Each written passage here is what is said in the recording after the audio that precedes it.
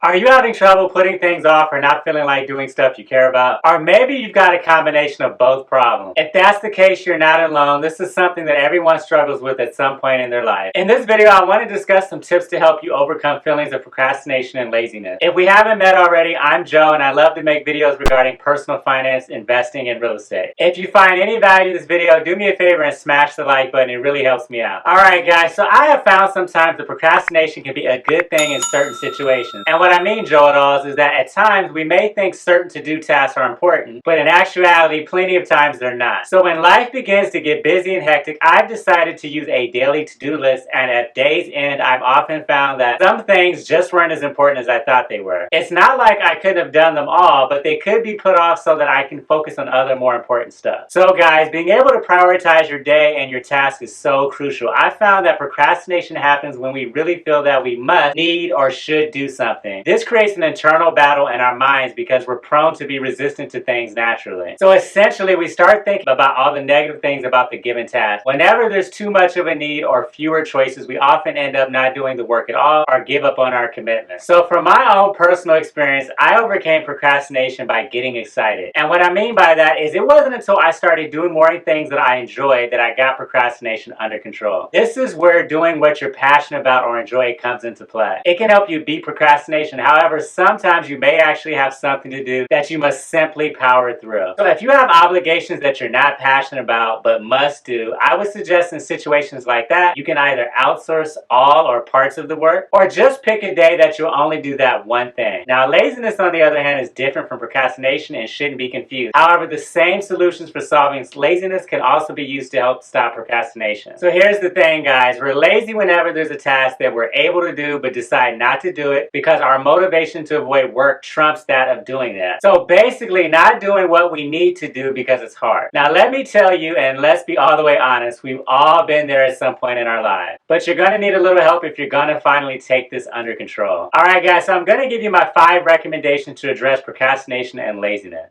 Number 1, use the 2-minute rule. I first heard of this rule from author James Clear. Now, I've since tested out the 2-minute rule and it works. It helps me complete those things that are simple, but yet my mind somehow convinces me to add them to my to-do list. So here's how the 2-minute rule works. Whenever you got a task that you're thinking of putting off for later, ask yourself the following question. How long will this take? If the answer is 2 minutes or less, then just do it right away. Now, the good thing, guys, is that this principle can be applied to big goals too, because most tasks take less than 2 minutes to be set in motion. Now, my second recommendation is to use a to-do list. This has really helped me out a ton, guys, to really get organized and stay on track throughout the day. So for myself, I use a check mark every time I finish something that's on my to-do list. And I have to say, I get excited every time that I'm about to check off a task. Now, some people say, Joe, it's all in your head, it's psychological, and maybe that's the case. But it sure makes me feel satisfied, and perhaps it will work for you too. Now, my third recommendation is start right away. The reality is, guys, that we often sabotage ourselves by doing other things before the task at hand. Truth is starting the toughest part, especially if you're dealing with chronic laziness or procrastination. You ever get ready to do something and you're like, oh, let me check my email or my social media. So with that being said, guys, just start. You can also trick your mind to start working first. Try telling yourself that you only spend the first 10 or 15 minutes working before checking your social media or your email or whatever you thought of doing. Chances are that you'll realize those things could wait. Now, my fourth recommendation is to ignore distractions. This may require you to turn off your TV, put your phone on silent or in another room so that you're not tempted by distractions such as notifications or other pop-ups. So take a close look at what is keeping you from taking action and get rid of those distractions. For myself, I learned that I need to set aside time to work on a specific task, and that means putting my phone on silent, stepping away from emails, social media, and just focusing on what I need to get done. My final recommendation, number 5, is to do the hardest task first. The hardest thing that you need to do in any given day is the one that you're most likely to procrastinate or get lazy about. So with that being said, guys, I would encourage you to do that task first, and once complete, you'll feel good and more productive. And here's the thing, guys, this feeling will carry you throughout the rest of your day and get you moving forward on your to-do list. Now, if you've made it this far in the video, I hope you found value in the content, and I have a bonus tip or suggestion, which is to break larger tasks into smaller ones. So breaking larger tasks into smaller subtasks can prompt you to take action by making larger tasks feel less overwhelming and by allowing you to experience a continuous stream of rewarding progress. So for example, if your goal is to write a paper for a class, you can break down those large tasks of writing the paper into an ordered list of subtasks that you need to perform. So this list can include subtasks such as decide on a topic, followed by collect a list of relevant sources, write the introduction, and so on. Procrastination is a tough issue to handle, but if you take the steps to implement the tips and suggestions I've outlined in this video, and you come up with a valid plan of action and follow through on this plan, you have an excellent chance of overcoming or reducing your procrastination.